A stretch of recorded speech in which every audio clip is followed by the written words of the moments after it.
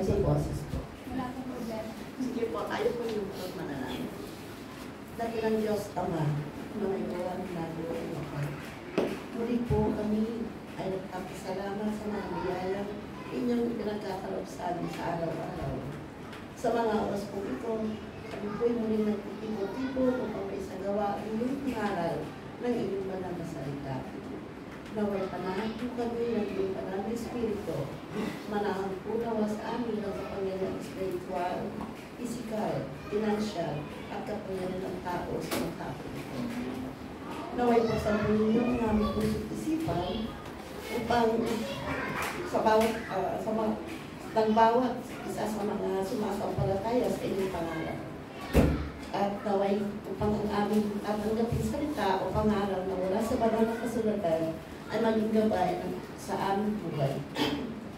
Ang panalangin po ito, Ama, ay pinapaabot namin sa pangalan ni Jesus. Amen. Amen. So, ngayon po, batiin po natin ang bawat isa or let's bless each other po. Sabihin po natin, you are the source of blessing. You are the source of blessing. Amen. We are the source of blessing po. Amen. Salamat po. Ngayon po, una po sa lahat, konting ano na lang po, siguro, isang buwan at kalahati na lang po bago po matapos ang taong 2024. And as you all know po, yung mga Pilipino, especially po mga Filipinos, we celebrate Christmas po. Kung ikukumpara po sa mga ibang mga nations, di po ba? Yung deep relationship natin when it comes sa pag-celebrate ng Christmas is very deep. Pero para po sa ating mga anak ng Diyos, tayo po ay mga anak na po ng Diyos. At bilang isa pong anak ng Diyos, ano po yung una pong bagay na dapat na meron tayo? Salita po, pasasalamat. The word thanksgiving. Kaya yung title po na message po natin, giving thanks only. Magpasalamat, pagpapasalamat lamang. Tanging pagpapasalamat. Why giving thanks or thanksgiving po ay napaka-importante sa buhay po natin? Alam ko po na marami po tayong bagay na yung pagpapasalamat. Just like for example, pag-isip po natin sa umaga, we give thanks to God. Meron po tayong nakakain everyday, pinapagpasalamat po natin sa Panginoon. So just like me po, we have to express yung gratitude po natin kanino? Sa Diyos. Sa Panginoon po. So that's just a brief introduction po. Si Pastor Sheila din po, marami din po akong ipagpapasalamat po sa Panginoon. So kung hindi niyo pa po nalalaman, I met our pastor po when I was 12 years old. Oh, di ba? Bata ba?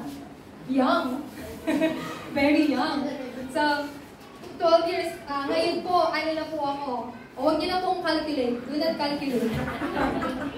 So, when I met my pastor po, that time, yung ano po namin our family business po ay gumagawa po ng basahan.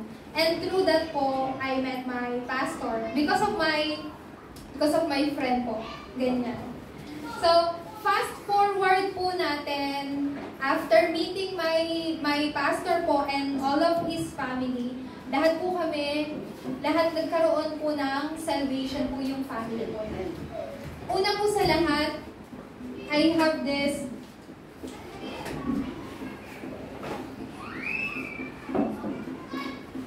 personal salvation after meeting our missionaries family.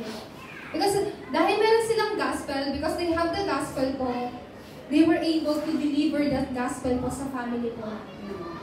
And after that po, because ito pong bagay na to, it makes me feel shy and embarrassed po. Kapag sinasabi po ng pastor na, because of you or through you, lahat ng family mo nagkaroon ng kaligtasan. But it's all true po.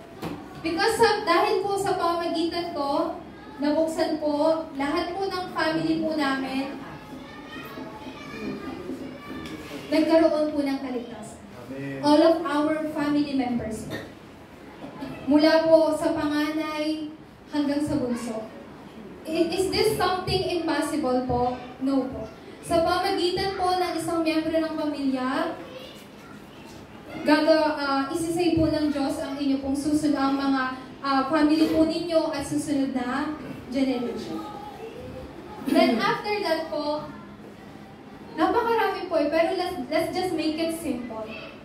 So because I was high school po nung nakilala ko po yung missionary ko, so I had this dream. I want to be a teacher. If it's not, I want to be announcer. Like, ano nga po yun? Newscaster. Kasi gusto ko nakikita sa TV. Kasi that time, I feel like my English is enough, it's good. O, di po ba? Very confident. So, I tried to enter university. Do you know what happened po?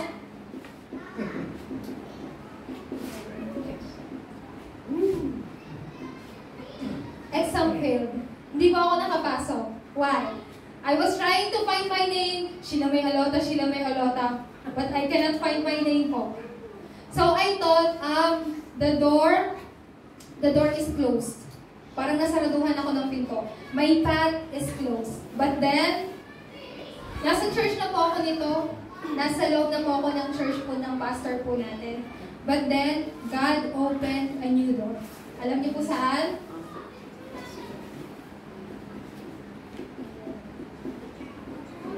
This is not God's plan for me, pero iba yung plano sa akin ng Panginoon. To enter sa theology school, na nagpo-proclaim po ng gospel. And I was very, very thankful po, kasi yung pinasukan ko pong school, nagpo-proclaim lang po ng gospel. So makikita po ninyo, this is all like Pastor's journey po. From a 12-year-old kid, up till now. So, kaya nga po, tinry ko pong sulatin po yan. Nung ako po ay nakapasok po sa theology school, just last year po, graduate po ako for 7 years course. 7 taon. Bachelor and then master. Is it something na effort po, effort ko po? No, it's all by God's grace. So until now po, if we will make it short po, now, God used me sa marami pong field, and right now, I am here po. God used me in the field of Sampaloc, sa Muntinlupa, and now God led me here po, sa EPSA. So ito ngayon po, at, alam niyo po ibig sabihin nito? Continuation. Continuation po. To be continued. Di ba?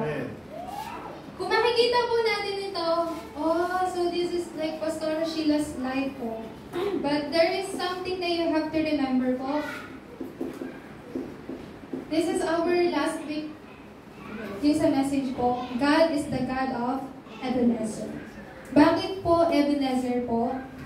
Mula noon hanggang ngayon, ang Diyos po ang gumagabay po sa inyo. Yung buhay po natin, it seems like na our life here, pag ganito, paalon. But it's all okay. Why po? Kasi you are inside of this covenant.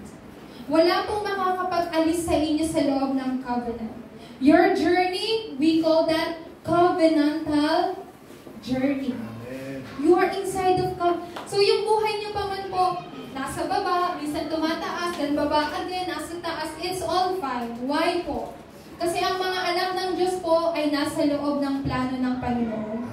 God is your God of Ebenezer. Mula noon hanggang ngayon po, who is guiding and lead you? It is God. It is God po. Kaya do not calculate po, yung buhay ko ganito dati. Do not calculate but give thanks only po. Magpasalamat po sa Diyos. Tinuro ko po sa mga children. If you will look at this side po, you will see this Thanksgiving tree there. Yung mga children po natin kanina, nagsulat po sila ng mga contents ng Thanksgiving po nila. Yung mga pinagpapasalamat nila sa Diyos. Kung babasahin niyo po isa-isa po, makikita kayo, Lord, salamat po kasi nakapag-aral po ako. Panginoon, salamat po kasi nakakain po ako ng paborito kong food yesterday. So even in the smallest things po, we have to give thanks sa Panginoon.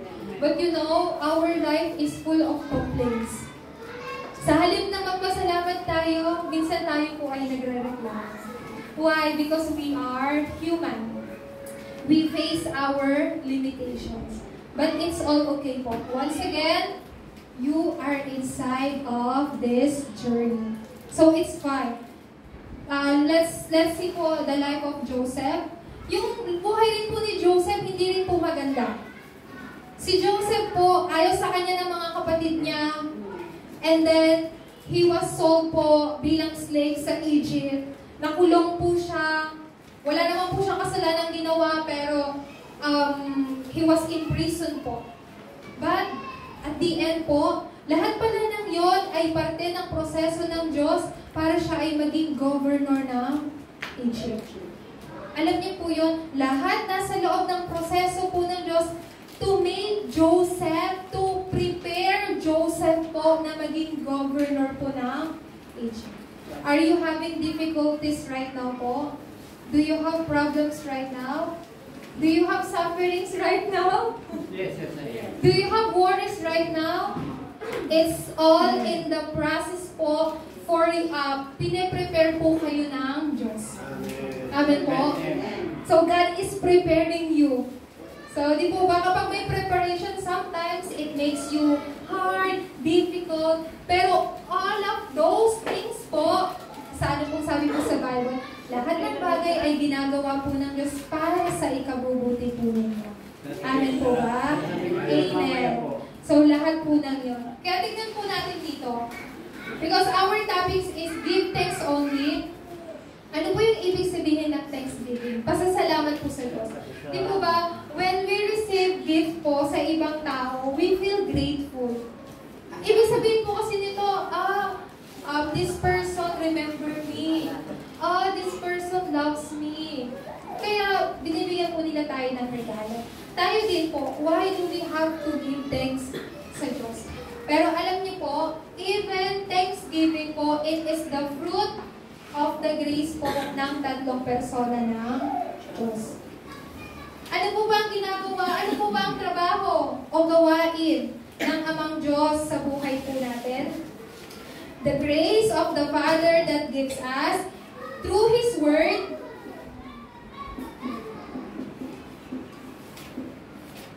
He gave us His answer. Through His Word po. Sa pamagitan po ng salita ng Diyos, binibigyan niya po tayo ng kasagutan. And, what else po?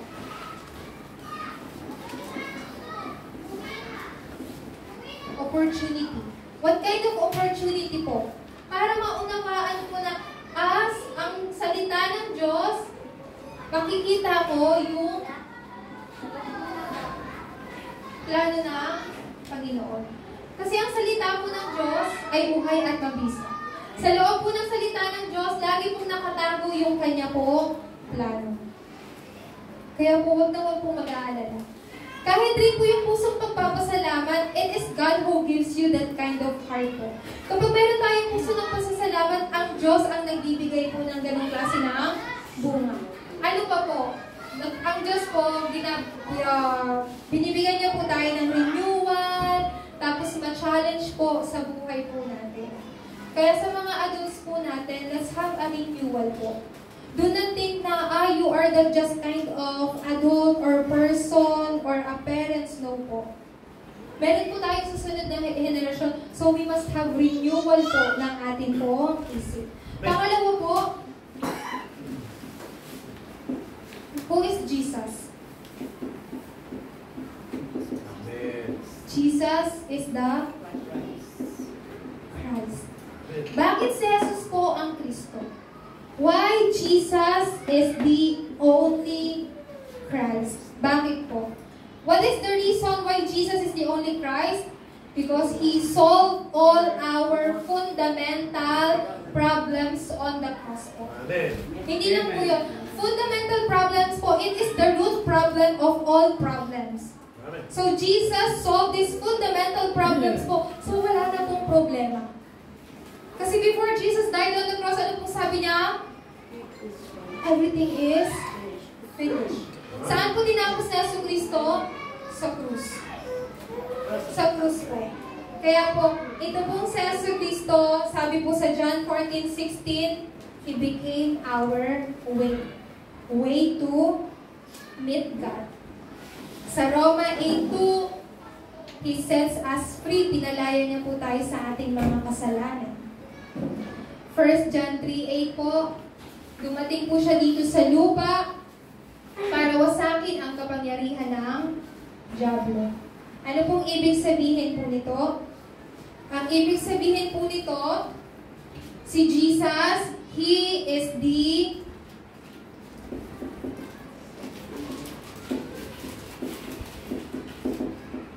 unique solution po ng problema po ninyo.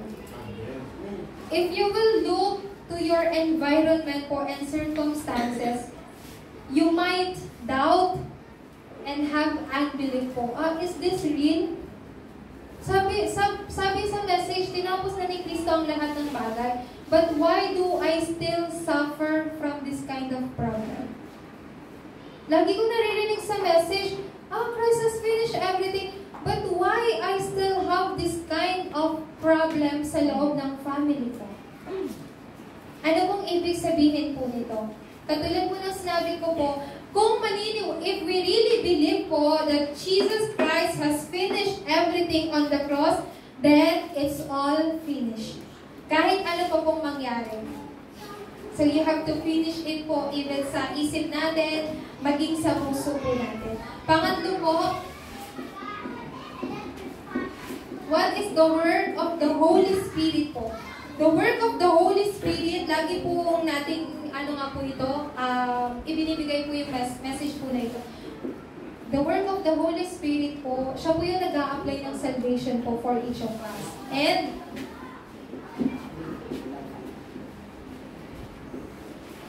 siya po yung gumagabay sa inyo. Do you know what is the other name of the Holy Spirit po? Counselor. Alam niyo ba yung salitang counselor dito po sa mundo? Siya po yung parang nag-a-analyze ng problem mo. Why do you have this kind? Do you have this kind of problem? Pero isa pa po, this Holy Spirit, sa mas simpleng salita po, Holy Spirit is your comforter po. Siya yung nagko-comfort po sa inyo. When you feel too weak, kapag may problema po tayo, meron tayong alalahanin, yung banal na Espiritu po yung nagko-comfort po sa atin. Kaya po ulitin ko po, ang pasasalamat po natin sa Diyos ay bunga rin po ng habag na ibinigay po sa atin through this triune God. Kapag mayroon po tayong puso ng pasasalamat, it is the fruit of triune God grace. Kaya po, the reason why do we have to give thanks sa Panginoon? Because it is God's will. Sabi po sa verse 18, at magpasalamat kayo sa Diyos sa lahat ng pagkakataon, sapagkat ito ang kalooban ng Diyos para sa inyo sa inyong pakikipag-isa kay Kristo. Ang pasasalamat po sa Diyos, it is the will of God po. Sa pakikipag-isa niyo po kay Kristo. Kalooban po ng Diyos na tayo po ay magpasalamat po sa Panginoon. So ano pong ibig sabihin po nito?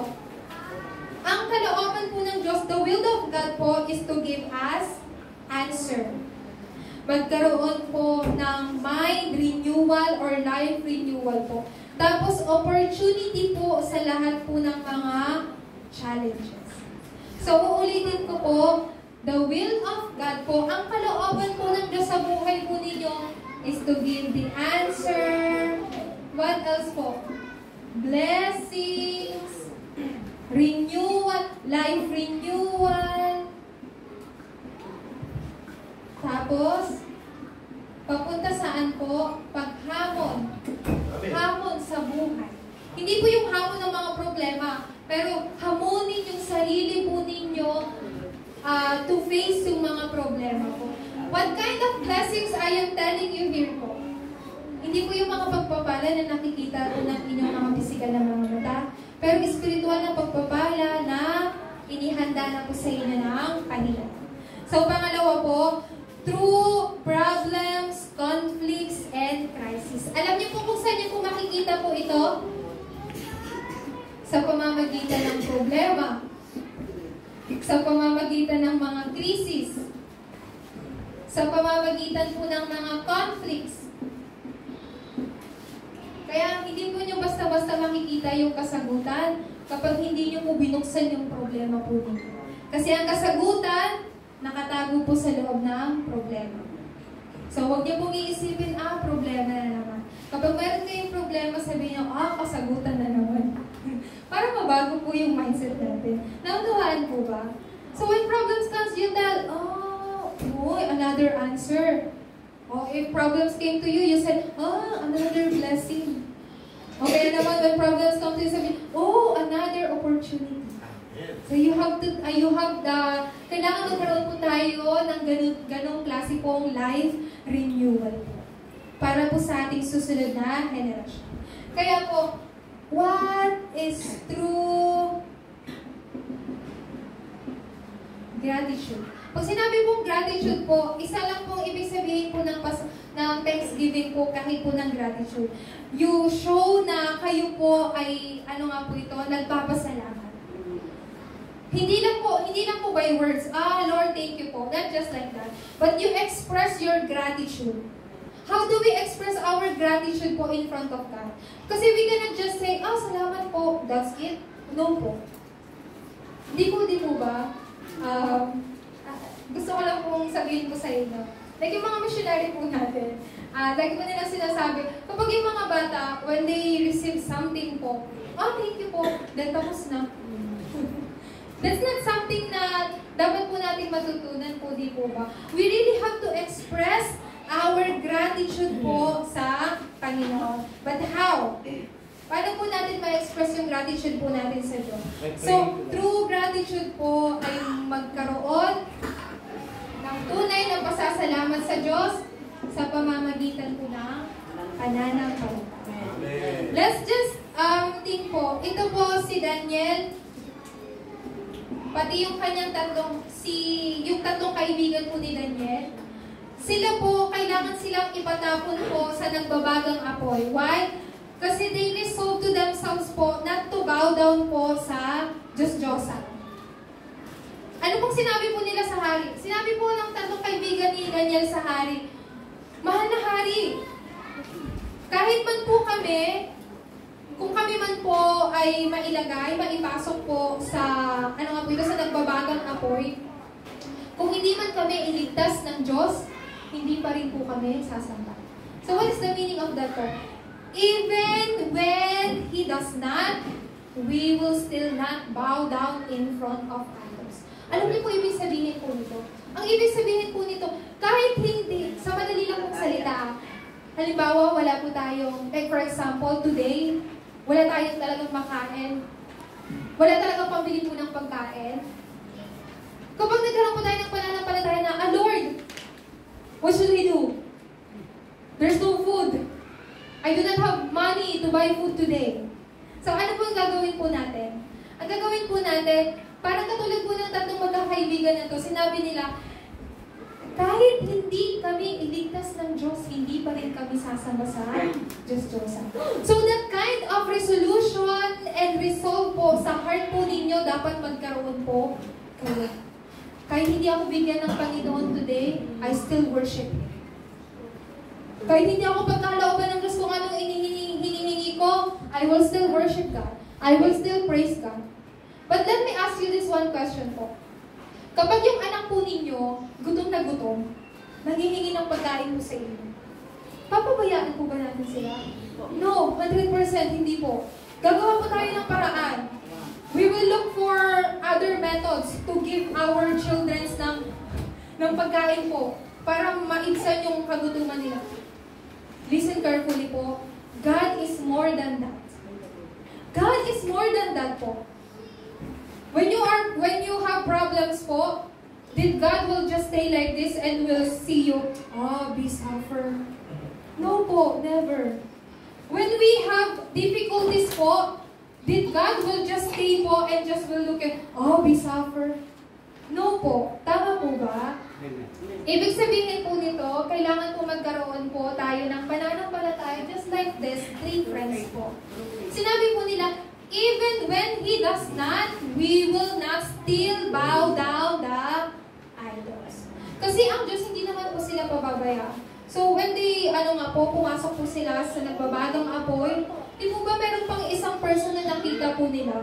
Anghel po ng Diyos, ginabayan po sila. Pero natektahan po sila.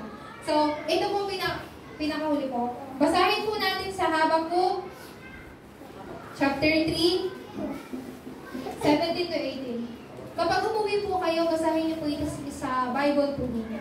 Sabi po dito, even without, I will rejoice the Lord. Si Propeta Habakuk po, sinabi po niya, Panginoon, kahit walang-wala ako, to the point na walang-wala talaga, as in wala, zero. Ano po yung sabi ni Propeta Habakuk? But I will still rejoice in the Lord. Amen. Lord, kahit zero balance ako, kahit butas yung packet ko, I will still rejoice in the Lord. So, what we are trying to tell you po, yung mga problema na nakikita niyo po sa inyong paligid, hindi po yung tunay na problema. Katulad ng tatlong magkakaibigan po na to, katulad po ni Propeta Habakuk, kailangan po ng ganitong pananampalataya. From this moment on po, from today, let's have a life renewal po sa loob po ng mabuting balita. Kasi ang Diyos po yung nagbibigay po ng kasagutan. Do you know why this is possible? This is possible po.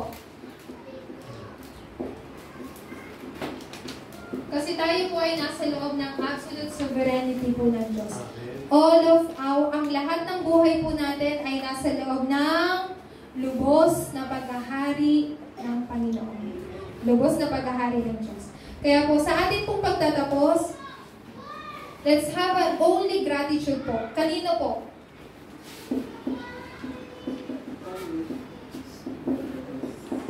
Only Christ. Why? Bakit lagi po natin dinudugtungan niya ng only? Even non-believer po, they know Christ. Even non-believer, they know Jesus Christ.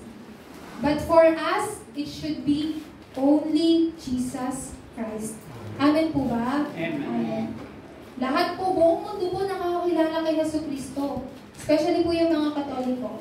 But for us, children of God, we have to always have this only Jesus Christ.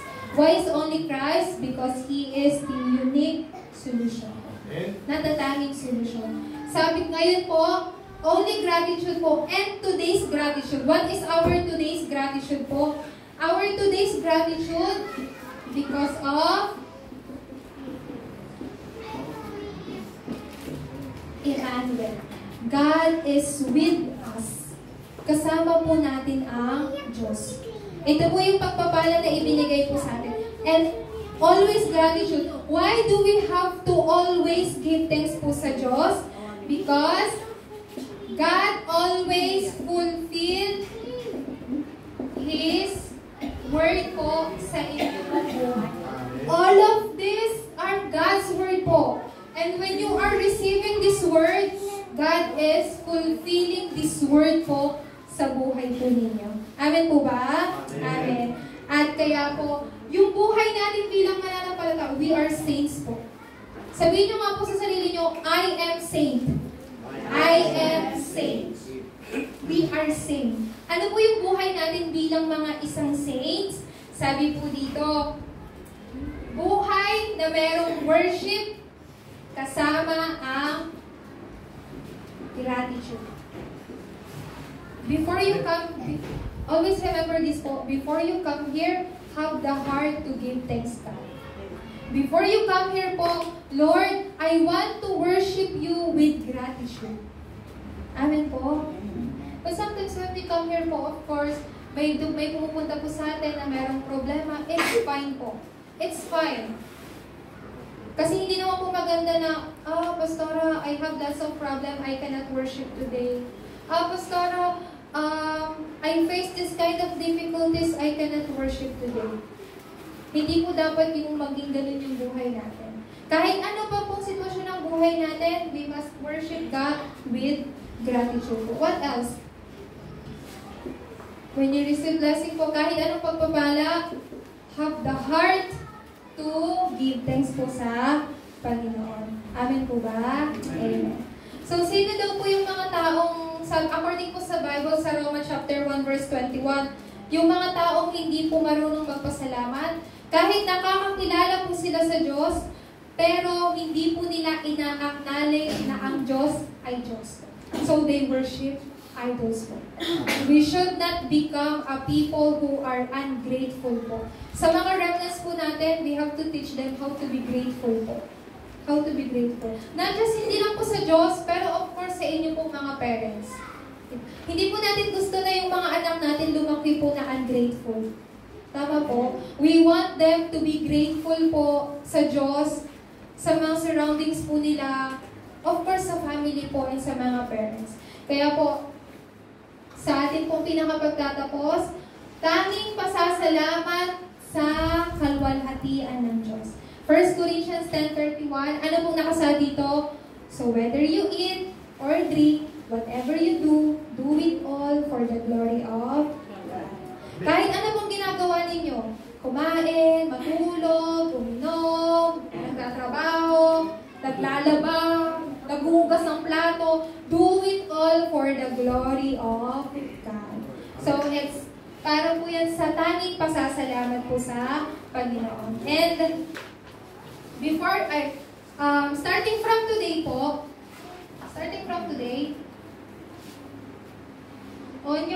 if you have notebook po, much better. Kung meron lang po kayong paper, it doesn't matter po. And just a piece of paper, from today po, write down the things you want to give thanks sa Panginoon. From today.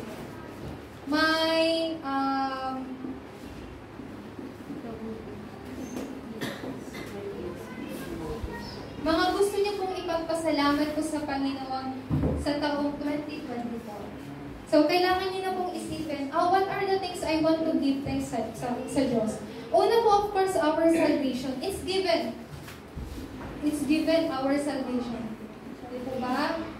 Tapos, from today po, simula sa araw na to, in just a piece of paper, just try to organize po. Try to organize. Lord, ano ba yung gusto kong ipagpasalamat ko sa iyo? Tapos, hanggang sa bago po matapos yung taong po na ito, we may share it to each other po. Amen po ba? Amen. Palakpakan po natin ang Panginoon. Tayo po'y manalangin. Dakilang Diyos na